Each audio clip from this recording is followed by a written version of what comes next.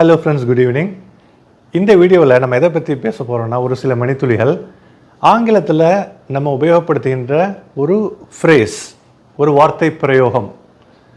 நம்ம வழக்கமாக யூஸ்வலாக யூஸ் பண்ணுற நார்மலான இங்கிலீஷ் வார்த்தைகளை யூஸ் பண்ணால் 10ஓட 11 போகும். ஆனால் இந்த மாதிரியான தேர்ந்தெடுக்கப்பட்ட பிரத்யேகமான ஃப்ரேஸ் அதை நீங்கள் யூஸ் பண்ணால் உங்களுடைய ஆங்கிலம் தனித்துவமாக தெரியும்.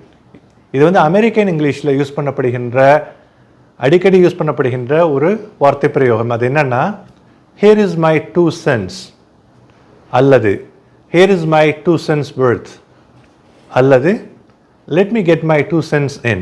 இந்த மூணில் எது வேணாலும் யூஸ் பண்ணலாம். என்ன அர்த்தம்னா, லிட்டரலாக நீங்கள் பார்த்தீங்கன்னா ஹியர் இஸ் மை 2 centsனா என்ன, சென்ட், CENT, சென்ட் அப்படின்னா அமெரிக்கன் டாலரோ இல்லை GBP பிரிட்டன் பவுண்டோ, இந்த மாதிரி டாலருக்கு மதிப்பான மிக குறைவான மதிப்புள்ள பைசா, நம்ம ஊரில் சொல்கிறோம்ல பைசா, சில்லறை காசுகள். என்னுடைய 2 பைசாவை வச்சுக்கோன்னு சொல்கிற மாதிரியான அர்த்தம் டைரெக்டாக பார்த்தோம்னா. ஆனால் நம்ம இந்த ஒரு வார்த்தையில் இதை பயன்படுத்துகிறப்போ டைரெக்டான அர்த்தம் கிடையாது. என்னுடைய ஒப்பீனியனை நான் ஒரு விஷயத்துக்காக ஒரு மெம்பர்ஸ்லாம் கூடியிருக்கிற இடத்துல, சபையில் நான் சொல்கிறேன் அப்படின்னா அதை நம்ம எப்படி ஆரம்பிப்போம் ஆங்கிலத்தில்?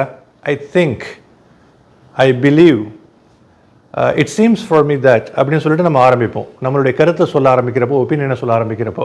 அதே கொஞ்சம் வித்தியாசமாக சொல்லணுன்னா தான் இந்த விஷயம். Here is my 2 cents that in spite of the fact that learning English online is useful, it is not as effective and productive as learning English in person. நம்ம ஒரு கருத்தை சொல்கிறோம், அந்த கருத்தை சொல்கிறப்போ, அதை ஆரம்பிக்கிறப்போ சொல்கிற வார்த்தை தான் here is my 2 cents, here is my 2 cents worth, அந்த மாதிரி. அல்லது ஒரு மீட்டிங் ஆரம்பிச்சிருச்சு, நீங்கள் வர்றீங்க, let me get my 2 cents in, என் கருத்தை நான் சொல்கிறேன், கேட்டுக்கிறீங்களா, அந்த மாதிரி.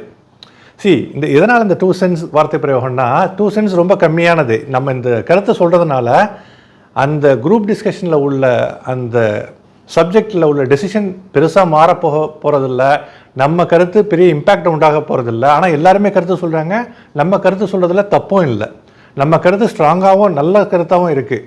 அப்போ நம்ம வந்து அந்த டெசிஷனை மாற்றணும், தடாலடியாக அங்கே உள்ள விஷயத்தை வந்து நம்ம வந்து வேறு மாதிரியாக மாற்றணுங்கிற எண்ணத்தில் இந்த கருத்து சொல்ல, நம்மளுக்கும் கருத்து இருக்குது, மேபி அது யூஸ்ஃபுல்லாக கூட இருக்கலாம் அப்படின்னு சொல்லிட்டு நம்ம சபையில் ப்ரெசென்ட் பண்ணுறோம்.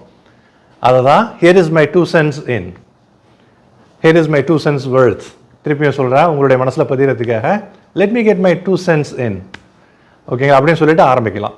இந்த மாதிரி சொல்கிறதன் மூலம் நார்மலான இங்கிலீஷை விட வித்தியாசமான இங்கிலீஷில் அட்ராக்டிவாக ஆடியன்ஸை நீங்கள் கேப்டிவேட் பண்ண முடியும். உங்களுக்கு யூஸ்ஃபுல்லாக இருந்திருக்கும்னு நினைக்கிறேன் இந்த சின்ன தாட்ஸ். Thank you guys.